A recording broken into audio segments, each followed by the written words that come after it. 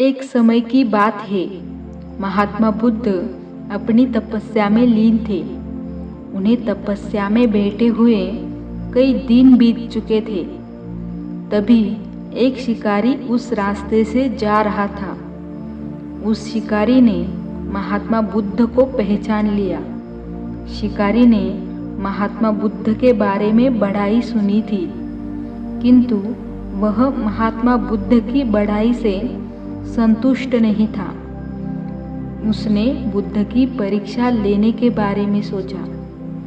शिकारी पहले तो महात्मा बुद्ध को एक छोटा सा पत्थर फेंककर मारता है, किंतु महात्मा बुद्ध कोई प्रतिक्रिया नहीं करते हैं, क्योंकि उनका मानना था कि शरीर को तकलीफ होती है, आत्मा को नहीं। अतः शिकारी द्वारा फेंके गए पत्थर के कारण उनके शरीर को कष्ट हुआ, किंतु आत्मा को नहीं। शिकारी कुछ समय सोचता है कि महात्मा बुद्ध कुछ प्रतिक्रिया करेंगे, किंतु महात्मा बुद्ध अपनी तपस्या में लीन थे। उन्होंने कोई प्रतिक्रिया नहीं की। शिकारी ने पुनः पत्थर फेंका। वह पत्थर महात्मा बुद्ध के आंखों के ऊपर लगा और उस जगह से खून बहने लगा।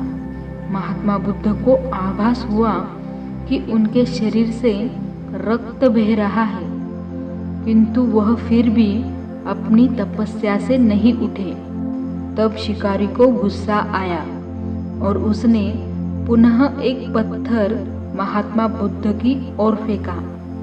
महात्मा बुद्ध के शरीर से अब खून अधिक बहने लगा था।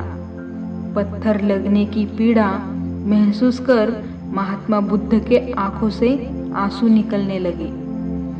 तब शिकारी ने महात्मा बुद्ध के पास जाकर पूछा, आपको जब मैंने पत्थर मारा तो आपने कोई प्रतिक्रिया क्यों नहीं दी?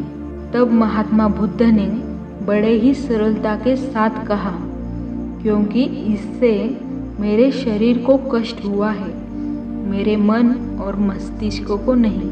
शिकारी अचंभित रह गया और उसने पूछा, फिर आपके आंखों से आंसू क्यों बह रहे हैं? इस पर महात्मा बुद्ध ने कहा कि तुम्हारे द्वारा किए गए अनुचित कार्य के परिणाम के बारे में मेरा मस्तिष्क और मेरी आत्मा विचार कर रो रही है।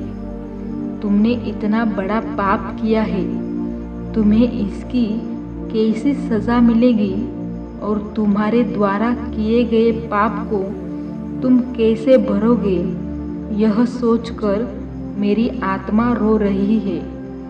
बुद्ध की बातों को सुनकर शिकारी महात्मा बुद्ध के चरणों में नतमस्तक हुआ और उनसे क्षमा याचना मांगने लगा। महात्मा बुद्ध क्षमाशील व्यक्ति थे। उन्होंने तुरंत शिकारी को क्षमा कर दिया और अपना आशीर्वाद दिया। आशीर्वाद पाकर शिकारी एक महान व्यक्ति और साधक के रूप में जीवन व्यतीत करने लगा।